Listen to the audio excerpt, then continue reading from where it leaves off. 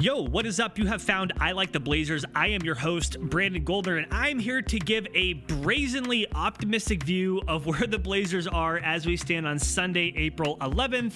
The Blazers having just lost to the Miami Heat 107-98.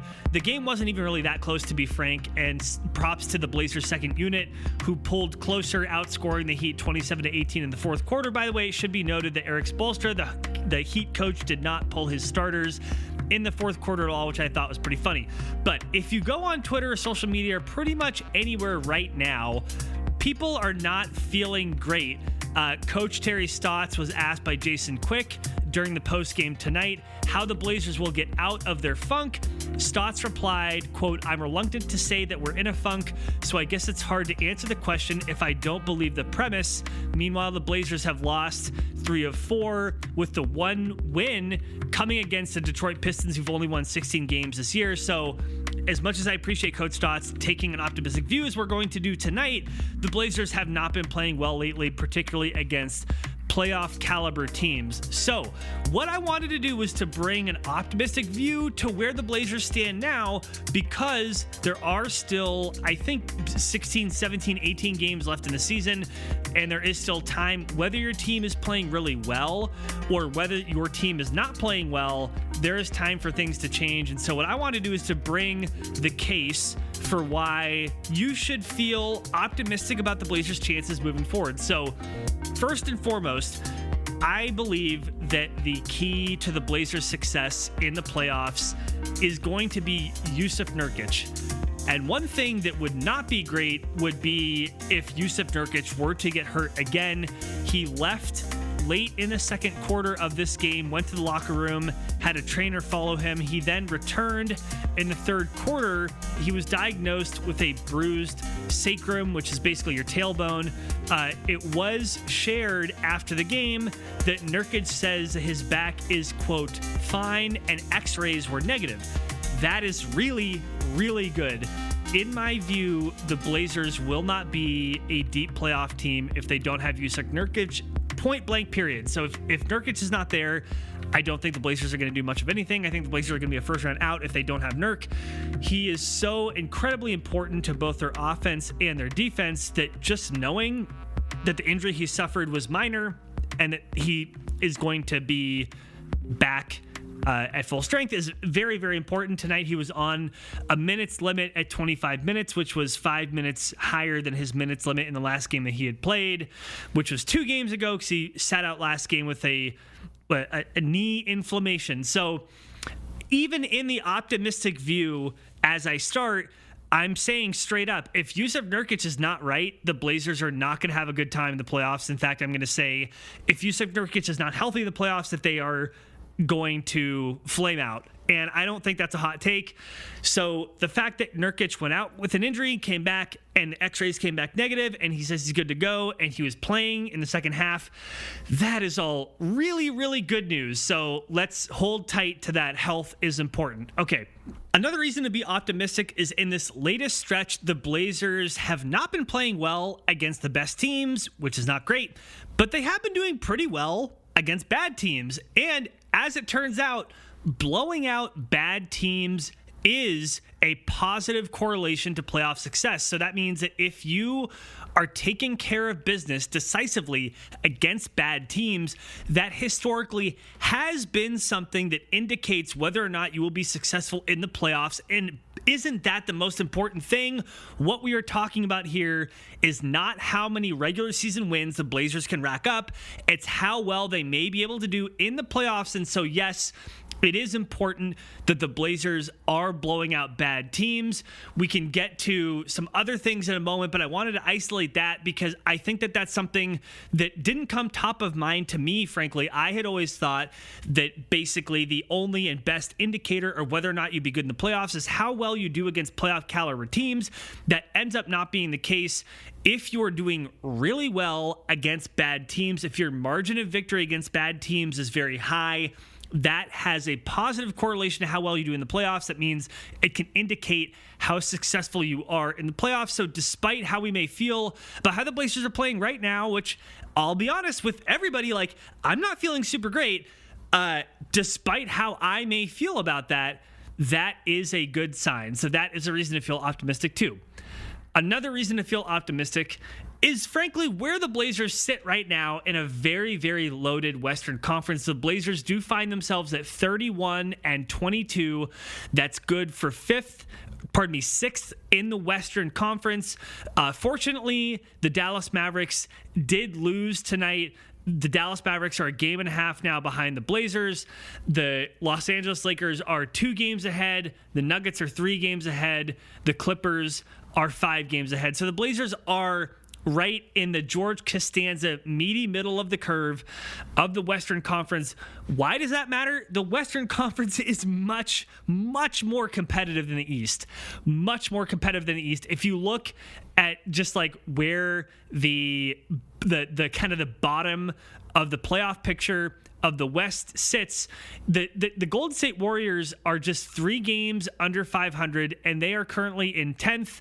If you wanted to get 10th in the East, you could be as far as 8 games under 500, the Chicago Bulls. The 2 conferences are not comparable. Now, the top talent in both conferences are more or less the same, but as a whole, the Western Conference is much, much more difficult. The fact that Blazers find themselves sitting at 6th is important. Why? A couple different reasons. One, it gives them a cushion, so if the Blazers do go through a slump, that they can survive that. By the way, I should note the Blazers are 6-4 in their last 10 games.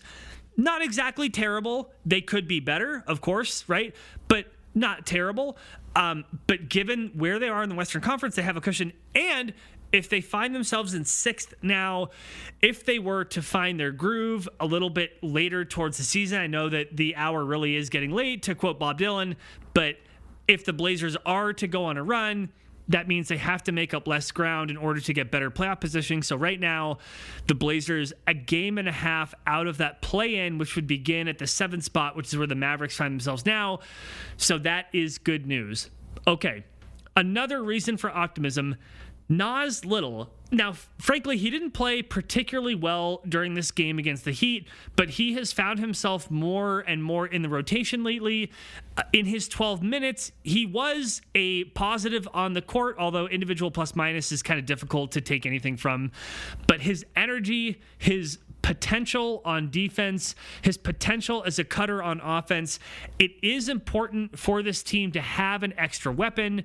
And I mean, him getting 12 minutes despite not playing his best tonight, but he was still a positive. That's more than can be said for a lot of the Blazers starters. And again, I know that a lot of the ground the Blazers made up in this game were when the backups came in. But again, the Miami Heat, Eric Spoelstra kept our starters in, so there's something to be gleaned from that. Nas Little being a wrinkle in this Blazers offense and defense is something that you can feel good about. Now, I do think it's going to be interesting to see how Stotts manages his lineups from here on out, because there are some players, and as much as I love them, I'm talking about, honestly, Carmelo Anthony, who maybe don't deserve as many minutes as they're getting. He played 16 minutes. That was more than Derrick Jones Jr. That was more than Nas Little. And Carmelo Anthony did not make a shot. He was a team worst -20. And while you can't really take a ton from individual plus minus, as I said earlier, I don't think that Carmelo Anthony has been a positive on the floor. And I'm not sure where he factors into a potential playoff rotation the way that he's playing right now.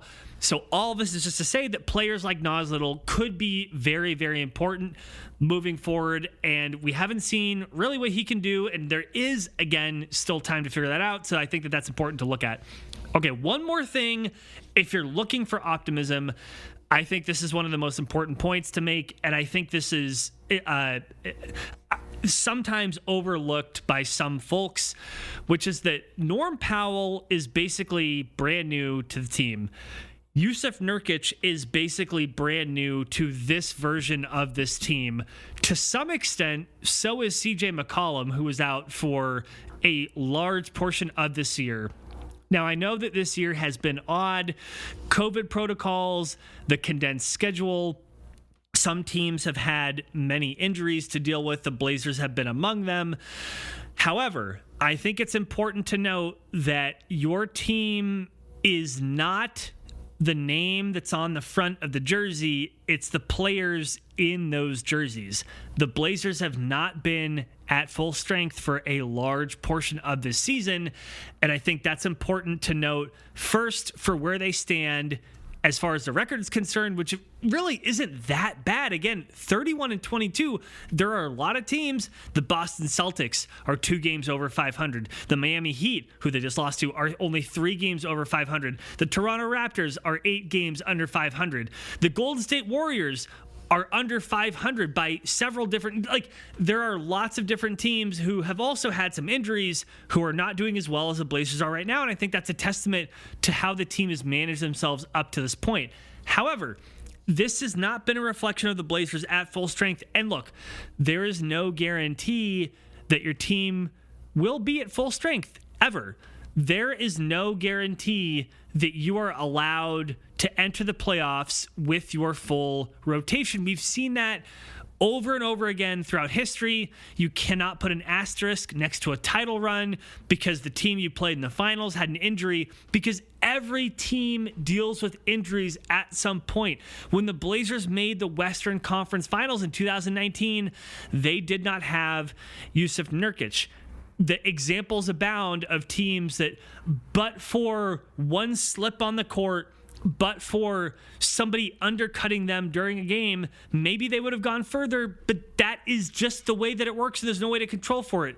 I think it's important to note, though, that if your team is now healthy, that perhaps what you've seen up to this point isn't reflective of what they can be, but more importantly, that these players do need some time together on the court, some number of dozens of minutes, whether it's 60 minutes, whether it's 100 minutes, whether it's 150 minutes, they're going to need some time on the court to learn their individual tendencies on offense, where they need the ball, how quickly they slip a screen, where they're going to be and where they would like to cut, if they're going to cut directly in the middle or along the baseline and curl back around. On defense, it's even more important, not only from a communication standpoint, but just knowing this person over here, I know that they prefer to shade toward the basket a little bit more, or I know they prefer to shade towards the three-point line a little bit more. Therefore, I need to play here or here or here. That kind of stuff, it only comes with time. And there has been so little practice time during the season for all teams that it's really hard to get that if you're not doing it during the game. So the biggest thing I'd take away, what I had in my notes here, was that Norm Powell and Nurkic are in some ways newer players to this group. But I think more what I want to say is that the team does need a little bit of time to gel. So with that being said, I think, you can't have optimism without accountability. I think that's completely fair. So here is what I've said. I have said that there are, a couple days ago I said, okay, it's important to note that the Blazers have, 22 games left. And after those games, there will be about 15 games left. So I said after the Jazz, that happened. Pistons happened. The Heat, they lost tonight. And then the Celtics, Spurs, Hornets, Clippers. After those games, I have said, I think that we can adequately judge whether the Blazers are going to pull this all together or not.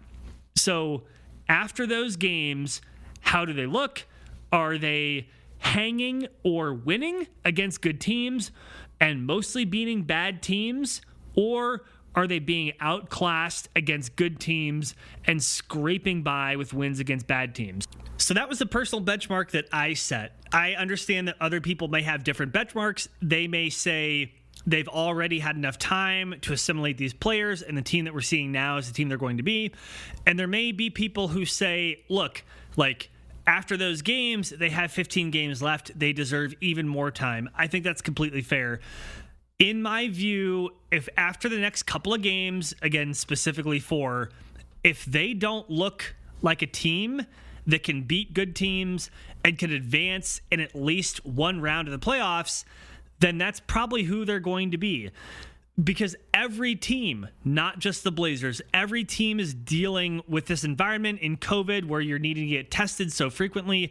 To the best of my understanding, there has not been any modification to the NBA's testing protocols, even if you have gotten vaccinated. And it's also my understanding that the Blazers are all fully vaccinated at this point, which is excellent. But we know that the testing takes a toll on players, right? They can't get as much rest as they normally get. It's difficult, mentally. We know that the condensed season is difficult on the teams. They don't have as much practice. We know that for a fact. So basically, we know that all 30 teams have been dealing with constraints during this season that are unlike any other. We haven't even mentioned the fans not being in most arenas, and even the arenas in which the arenas that are welcoming back fans, it doesn't feel the same, right? Like, I actually commented during the broadcast today that they did like a flashback to a Blazers Heat game from 2013, Damian Lillard's rookie season. And it was at the Moda Center, and it was packed. And every time Wesley Matthews or Nick Batum hit a shot, it was like, whoa, the crowd went wild. They don't have that now. No teams have that now. And it's just different. This year is different. So this is not unique to the Blazers. That's why I think that this team, despite having to bring together many different pieces, whether it's from trade or from injury, that the team does have to demonstrate relatively quickly that they are going to go deep in the playoffs, or they are not. So that is what I would say. I think that pretty much does it. Here's what I want to say as a caveat to all this. What I've presented are things to think about. What I don't want people to take away from this is that I believe that the Blazers will definitely be successful in the playoffs. That's not what I believe. What I don't want people to take from this is that I believe the Blazers are executing everything perfectly, that every player is playing their best, that Coach Stotts is being his best, that Neil Olshey did his best at the trade deadline. That's not what I'm saying. What I am saying is that despite it not feeling super great right now, there definitely are things that you can look at to make you feel slightly better and maybe take a somewhat longer view. And I also get that the way I think about this may be different from you. So, for example, when I'm saying I'm giving the team a handful more games to look like a deep playoff team, perhaps you've already come to that conclusion. Perhaps you are giving them more games than I am. I totally understand that. I just think that it's important that when we think about this stuff, that we challenge our own assumptions. And what I have seen on Twitter specifically, because I'm deep heavy into Twitter, we all know that, is a lot of pessimism, and I think that that is completely fair. I just also want to entertain that there are things to look at here that are actually pretty good, that other franchises would be very, very happy to switch positions with the Blazers to be where we are now. There are fan bases, not even just historically, I'm not even talking about teams that have done well or not done well for a really long time, wanting to, not switch or switch places. I'm talking about right now, if you were a fan of name the team, if you could be in the position where the Blazers are, there are a lot of teams who would love to be where the Blazers find themselves now. And yet the prevailing feeling right now among most Blazers fans is pessimism. And I would challenge whether that is the most appropriate response given where they are, given how much time is left. We're not talking 2 games. We're not talking 5 games. We're not talking 10. We're talking 15 games to the playoffs. There is time. It doesn't mean that it definitely will turn around. It just means that it could. And I think that holding that is important, because if you're trying to seriously analyze a team, you have to look at the good and the bad. You have to look at what is possible and what is not. You have to be realistic about how much time there is or isn't. And you have to be clear-eyed about what their strengths and weaknesses are. And I think that part of that is being critical, and part of that is also understanding where there may be room for some optimism. So that's the optimism part, is the part I wanted to bring tonight. So with that, what do you think? Does any of this change how you're feeling? Does it confirm how you're feeling? Does it not really land with you? I think that's fair either way. If you want to hit me up on Twitter, you can at GoldnerPDX. You can also find us at ILiketheBlazers on Twitter or at ILiketheBlazers.com. I would also love your rating, review, or subscription on whatever podcast catcher you are using. Finding I Like the Blazers, I would appreciate that. And until next time, Thank you all. Appreciate you for listening. And as always, go Blazers.